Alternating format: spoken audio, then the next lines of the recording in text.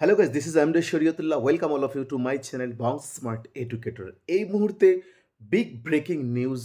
২০১০ সালের পর অর্থাৎ তৃণমূল সরকারের আমলে যতগুলি ওবিসি শংসাপত্র দেওয়া হয়েছে সমস্ত ওবিসি শংসাপত্র বাতিল। হ্যাঁ, ব্রেকিং নিউজ। হয়তো এই খবরটি বা এই ঘটনাটি আপনি এখনই শুনলেন বা এই মুহূর্তে আপনাকে আচম্বিত করতে পারে।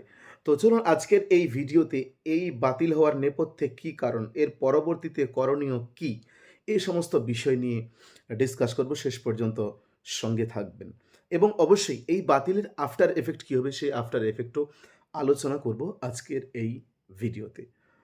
তো বেশি কথা না বাড়িয়ে শুরু করছি আলোচনা। কলকাতা হাইকোর্ট থেকে জাস্ট কিছুক্ষণ আগে, আমি এই ভিডিওটি যখন বানাতে শুরু করেছি তার খুব বেশি হলে ২০ মিনিট বা ২৫ মিনিট আগে একটি খবর এলো যে ২০১০ সালের পর যতগুলি ওবিসি শংসাপত্র করা হয়েছে, দেওয়া হয়েছে, সমস্ত শংসাপত্র বাতিল। কিন্তু যারা ইতিমধ্যেই এই ওবিসি শংসাপত্র দেখিয়ে চাকরি পেয়ে গিয়েছেন, তো তাদের রুজির রুটিতে যেন প্রকোপ না পড়ে সেজন্য Kolkata high court law of natural জাস্টিসকে সামনে রেখে এদেরকে এক্সক্লুশন করেছেন। অর্থাৎ তাদের ক্ষেত্রে যারা ইতিমধ্যেই চাকরি পেয়ে গেছেন তাদের জন্য আজকের এই অর্ডারটি বা আজকের এই নির্দেশটি বহাল থাকছে না। তাহলে কি অভিযোগ ছিল? কেন বাতিল করা হলো? এর পিছনে যেটা মূল অভিযোগ ছিল যে দেখুন, পশ্চিমবঙ্গে ওবিসি শংসাপত্র কাকে দেওয়া হয়? এটার জন্য কিন্তু একটা নির্দিষ্ট অ্যাক্ট আছে। প্রথমত যে রিজার্ভেশন ছিল সেই রিজার্ভেশনটা কেবলমাত্র ওবিসি এবং দুঃখিত, সেই রিজার্ভেশন কেবলমাত্র এসসি এবং এসটিদেরকে দেওয়া হতো। আ কিন্তু এসসি, এসটি ছাড়াও আরও অনেক জনজাতির মানুষ বা অনেক সমাজের মানুষ যারা পিছিয়ে আছে তাদেরকে সংরক্ষণের সুবিধা দেওয়ার জন্য ১৯৯৩ সাল ১৫ই মার্চ পশ্চিমবঙ্গে একটি ওবিসি অ্যাক্ট, ওয়েস্ট বেঙ্গল আ ব্যাকওয়ার্ড ক্লাসেস কমিশন অ্যাক্ট বা ব্যাকওয়ার্ড ক্লাসেস অ্যাক্ট, এরকম একটি আইন পাস হয় এবং সেই আইনের ভিত্তিতেই ওবিসিদেরকে শংসাপত্র দেওয়া শুরু হয়। সেই আইনে সুনির্দিষ্ট করে বলা ছিল যে কারা এই ওবিসি হওয়ার যোগ্য বা কারা ওবিসি হবেন, কিভাবেই বা ওবিসি শংসাপত্র দেওয়া হবে, এই সমস্ত বিষয় নিয়ে সেখানে কিন্তু বিশদ আলোচনা করা হয়েছে। অ্যাকর্ডিং টু সেই 1993 West Bengal backward classes act, সেই অ্যাক্ট অনুযায়ী কিন্তু কারা ওবিসি শংসাপত্র দেবেন তার একটা নির্দিষ্ট আ মানে একটা নির্দেশ ছিল। আমি আপনাদেরকে কিছুক্ষণের মধ্যেই আমার স্ক্রিনে শেয়ার করব সেই অ্যাক্টটি। সেই অ্যাক্টটি থেকে আমরা বিস্তারিত জেনে নেব এবং কোর্টের মত অনুযায়ী সেই অ্যাক্টকে ভায়োলেট করা হচ্ছে। তো কোর্ট কেন ওই অ্যাক্টটাকে ভায়োলেট করা হচ্ছে বলল, ১ম এ আমরা চলে যাব সোজা ওই অ্যাক্টে। তারপরে আমরা পুনরায় আবার আ ব্যাপারটা নিয়ে আলোচনা করব। তো চলুন আমরা এই মুহূর্তে দেখে নেব স্ক্রিনের মধ্যে আপনাদের যে অ্যাক্ট আছে সেই অ্যাক্ট দেখে নিচ্ছি। তার জন্য আমি আমার Google Chrome এ চলে যাচ্ছি এবং Google Chrome থেকে আমি আ আগেই ডাউনলোড করে রেখেছিলাম। সেই ডাউনলোড কপিটি, পিডিএফ কপিটি আপনাদের সামনে খুলছি। দেখুন, এখানে আপনারা স্পষ্টতই দেখতে পাচ্ছেন government of West Bengal law department legislative অর্থাৎ বিধানসভায়, এবং এটা হচ্ছে ওয়েস্ট বেঙ্গল অ্যাক্ট 1 অফ 1993। এটা কিসের অ্যাক্ট ছিল? The West Bengal commission for backward classes act 1993। এখানে বেশ কতগুলো চ্যাপ্টার আছে। চ্যাপ্টার 1 এ বিভিন্ন রকম যে পরিভাষা এই আ অ্যাক্টের ক্ষেত্রে বলা হয়েছে সেই পরিভাষাগুলি বর্ণনা করা হয়েছে। আমাদের মূলত ২ টা জায়গা দেখব। আমরা চ্যাপ্টার 2 এবং চ্যাপ্টার 3 দেখব। কেন এই চ্যাপ্টার 2 তে বলছে যে the West Bengal commission for backward classes. আজকে কোর্টে সম্পূর্ণ রাইট, ওবিসি সার্টিফিকেট দেওয়ার সম্পূর্ণ রাইট দেওয়া হয়েছে West Bengal commission for backward ক্লাসেসকে। তো West Bengal commission for backward ক্লাসেসের বডি কিভাবে গঠন হবে? তো দেখুন চ্যাপ্টার 2 এর ১ নম্বর পয়েন্ট দেখুন। The state government shall constitute a body to known as the West Bengal Commission for Backward Classes to exercise the powers conferred on and to perform the function assigned to it under this act। অর্থাৎ এই আইন অনুযায়ী West Bengal government একটি body নির্বাচন করবেন এবং সেই body আদার backward classes তাদের সমস্ত বিষয়গুলি তারা নির্ধারণ করবেন। তো এই বডিতে কারা থাকতে পারেন? The commission shall consist of following members nominated by the state government. রাজ্য সরকারের দ্বারা নির্বাচিত নিম্নলিখিত ব্যক্তিগণ তারা এই কমিশনের সদস্য হবেন। তো এ নাম্বারে বলা আছে এ চেয়ারপারসন, অর্থাৎ এই বডিতে একজন চেয়ারপারসন থাকবেন এবং তার যোগ্যতা কি? Who is or has been a জাজ অফ হাইকোর্ট, যিনি কলকাতা হাইকোর্টের একজন বর্তমান বিচারপতি বা বিচারপতি ছিলেন। দ্বিতীয় নাম্বার এ সোশ্যাল সায়েন্টিস্ট, একজন সমাজবিজ্ঞানী। এবং ৩ নাম্বার 2 পারসনস, দুজন এমন ব্যক্তি লাগবে who have special knowledge in matters relating to backward classes. এমন দুজন সদস্য লাগবে যাদের এই ব্যাকওয়ার্ড ক্লাস সংক্রান্ত বিষয়গুলিতে বিশদ জ্ঞান আছে, এবং লাগবে এ মেম্বার সেক্রেটারি, এবং একজন সদস্য এবং তিনি সেক্রেটারিও হবেন বটে। তার যোগ্যতা মান কি থাকা উচিত? Who is or has been an officer of the state government, যিনি স্টেট গভর্নমেন্টের একজন সচিব অফিসার হবেন। কোন র্যাঙ্কে? In the rank of a secretary to the government of West Bengal.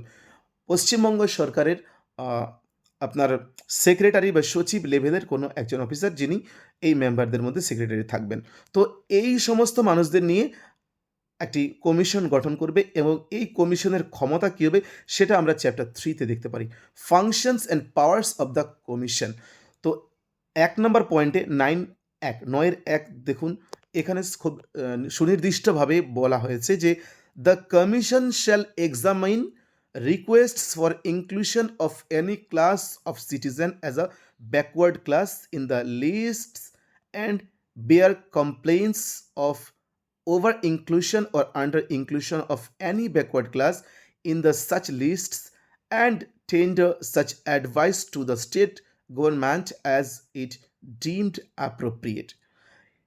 এই পয়েন্টটিতে খুব সুনির্দিষ্টভাবেই বলা রয়েছে যে যখন বিভিন্ন রকম ক্লাস বা শ্রেণী থেকে ব্যাকওয়ার্ড ক্লাসের জন্য আবেদন আসবে, তো কমিশন সেই আবেদনগুলিকে পরীক্ষা নিরীক্ষা করবেন এবং এই তালিকার সংযোজন বিয়োজন করে তারা এই তালিকাটি সরকারকে তারা দেবেন। এবং দ্বিতীয় নাম্বার দেখুন, the advice of commission shall ordinary be binding upon the state government. মানে এই কমিশন বা এই বডি যে নির্দেশ দেবে সেই নির্দেশটি সরকার মানতে বাধ্য। তারপরে ১০ নম্বরে দেখুন, the commission shall while performing it's functions under subsection 1 of section ৯, অর্থাৎ ৯-এর ১টা যে বলা হলো, তো কমিশন যখন এই কাজটি করবে, have all the powers of a civil court trying a sweet and in particular in respect of the following matters namely. তো তাদের একটা সিভিল কোর্টের মতো কমপ্লিটলি তাদের ক্ষমতা থাকবে এবং নিম্নলিখিত বিষয়গুলি তাদেরকে হচ্ছে করতে হবে, দেখতে হবে। Summoning and enforcing the attendance of any person from any part of India and examining him on oath, অর্থাৎ যে বা যিনি ওবিসি শংসাপত্রের জন্য আবেদন করবেন তাকে সমন করতে হবে এবং তিনি শপথ গ্রহণ করবেন। শপথ গ্রহণ করে তার বিভিন্ন রকম শংসাপত্র কিন্তু যাচাইকরণ করতে হবে। Requiring the discovery and producing of any document, B number option পড়ছি। যে কোনো রকম ডকুমেন্টগুলো সেগুলো গ্রহণ, প্রয়োজনে ডকুমেন্টগুলোকে নিতে হবে এবং সেগুলোকে পরীক্ষা নিরীক্ষা করতে হবে। রিসিভিং এভিডেন্স অফ এভিডেভিটস, অর্থাৎ ধরুন এক্সাম্পল দিচ্ছি, কেউ একজন মুসলিম সমাজ থেকে নস্য শেখের অন্তর্ভুক্ত এবং তিনি ওবিসি হতে চাইছেন, তখন তাকে কিন্তু একটি কোর্ট থেকে নোটারি করতে হবে এভিডেভিট, যেখানে তিনি বলবেন যে আমি নস্য শেখের অন্তর্গত, তাই আমি ওবিসি শংসাপত্র চাই, এরকম একটি এভিডেভিট লাগবে। D number, requisition any public record or copy thereof from any court or office, and E number, issuing commissions for the examination of witness and documents, অর্থাৎ একজন উইটনেসও লাগবে, অর্থাৎ ইতিমধ্যেই যিনি ওবিসি সার্টিফিকেট যার আছে তার শংসাপত্রটির সঙ্গে দিতে হবে। Any other matter which may be prescribed, এবং যদি কমিশন চায় তাহলে অন্য আরও কোনো প্রয়োজনীয় কাগজপত্র। তো দেখুন, এই আইন অনুযায়ী কিন্তু ওবিসির যে সুনির্দিষ্ট নিয়ম হওয়া উচিত ছিল, এবং যারা পূর্বেই ইতিমধ্যে শংসাপত্র বের করেছেন তাদের কিন্তু অনেকেই বিষয়টি জানা, যে তাদেরকে কোর্টে যেতে হবে, নোটারি করতে হবে, অ্যাফিডেভিট করে সেই অ্যাফিডেভিটে আবেদন করতে হবে এবং সেই আবেদন নিয়ে সিভিল কোর্টে যেতে হবে, সিভিল কোর্টে জমা দিতে হবে, সেখানে তাকে সমন করা হবে, কাঠগড়ায় উঠতে হবে, কাঠগড়ায় উঠে তারপরে কিন্তু তার শংসাপত্র প্রদান করার জন্য নির্দেশ দেওয়া হবে, তারপরে শংসাপত্র দিতে হবে। কিন্তু বর্তমানে এই পদ্ধতিতে শংসাপত্র দেওয়া হচ্ছে না। কোর্ট আজকে এই বিষয়টি পর্যবেক্ষণ করেছেন এবং এই বিষয়টি পর্যবেক্ষণ করার পরেই কিন্তু কোর্ট ব্যাপারটিকে পুরোপুরি বাতিল করেছেন। এবার আমরা আলোচনা করি এর আফটার এফেক্টস কী হতে চলেছে।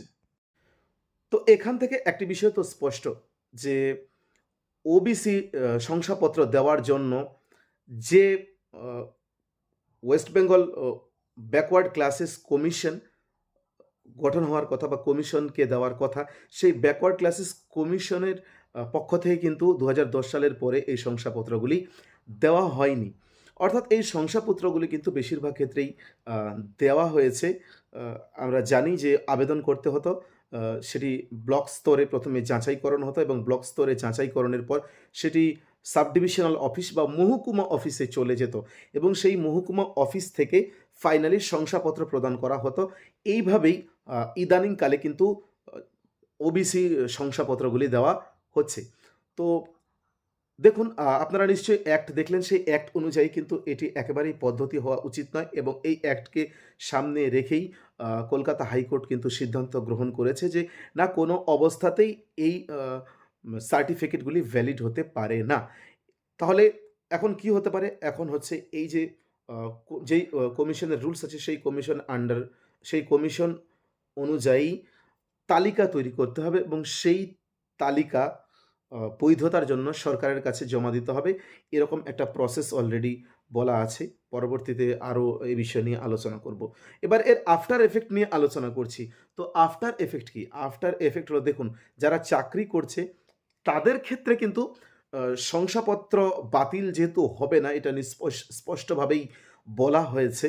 তাহলে এটাতে কারা প্রভাবিত হতে চলেছে? দেখুন, যারা চাকরি পেয়ে গিয়েছেন, কিন্তু এখনও এরকম অনেক আছে যে চাকরি পাননি কিন্তু চাকরির পরীক্ষার প্রথম ধাপ পাশ করে আছেন। আপনাকে উদাহরণস্বরূপ বলছি, 2022 সালে যে প্রাইমারি টেট হয়েছিল, আপনারা প্রত্যেকেই জানেন শিডিউল কাস্ট, শিডিউল ট্রাইব বা যারা ওবিসি, তাদের ক্ষেত্রে কিন্তু ন্যূনতম প্রয়োজনীয় নাম্বার হচ্ছে 55%, যা 82 100 আউট অফ 150 তুললেই পাশ হয়ে যায় এবং তার ভিত্তিতে কিন্তু প্রচুর সংখ্যক ছেলেমেয়ে পাশ করেছেন ওই 2022-এর টেটে।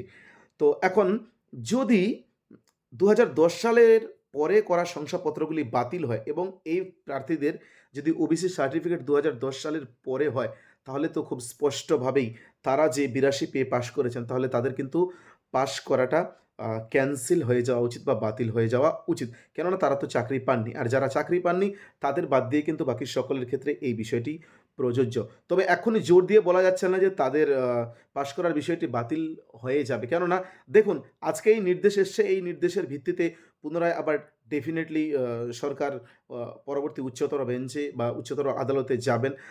তাছাড়াও আরও একটি বিষয়, যে যাদের ইতিমধ্যে শংসাপত্র দেওয়া হয়ে গিয়েছে, তো তাদের শংসাপত্রগুলি বৈধ কিনা তা একটি যেহেতু নির্বাচনের পদ্ধতি মহামান্য কোর্ট বলে দিয়েছেন, অতএব সেই নির্বাচনী প্রক্রিয়া সুসম্পন্ন হওয়ার আগে কিন্তু এটা স্পষ্টভাবে বলা যাচ্ছে না যে যে যারা 2022 সালে বা এরকম 2010 সালের পর শংসাপত্র পেয়ে যারা ইতিমধ্যেই চাকরি তালিকায় এসছেন, তালিকায় অন্তর্ভুক্ত হননি, কিন্তু তারা প্রাথমিক ধাপ উত্তীর্ণ হয়েছেন, তাদের ক্ষেত্রে আপদ বা বিপদ আসার কোনো পরিস্থিতি তৈরি হয়েছে কিনা স্পষ্টভাবে বলা যাচ্ছে না।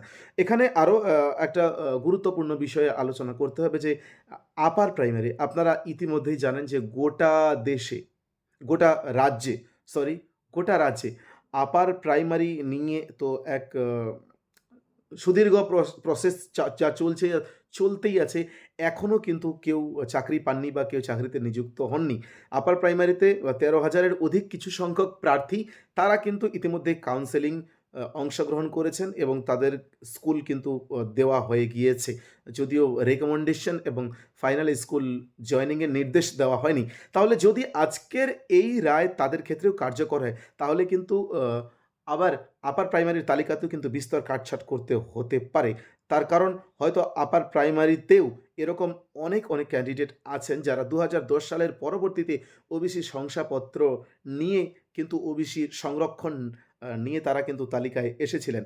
তো যদি এই আইন কার্যকর হয় শেষ পর্যন্ত, তাহলে কিন্তু আবারও আপার প্রাইমারি তালিকাতেও কিন্তু একটা বড়সড় কাটছাঁট আসতে পারে বা বড়সড় একটা কিন্তু ঝামেলা তৈরি হতে পারে। বিকজ কোর্টের অর্ডারের পর নির্দিষ্ট কোনো ক্লিয়ারেন্স না আসলে কিন্তু কারো পক্ষেই সম্ভব নয় যে সেই সংরক্ষণটাকে অব্যাহত রাখা। তবে ইতিমধ্যে ২০১০ সালের পূর্বে যে সমস্ত শংসাপত্রগুলি প্রদান করা হয়েছিল, সেই সমস্ত শংসাপত্রগুলির উপর কিন্তু কোনো রকম প্রশ্নচিহ্ন তোলা হয়নি। তো আজকের আলোচনা এই পর্যন্তই। পরবর্তী আবারও এ বিষয় নিয়ে নিশ্চয়ই ভিডিও হবে। লাইক, কমেন্ট, শেয়ার করতে ভুলবেন না এবং অবশ্যই চ্যানেলটি সাবস্ক্রাইব করে পাশে থাকুন। ধন্যবাদ।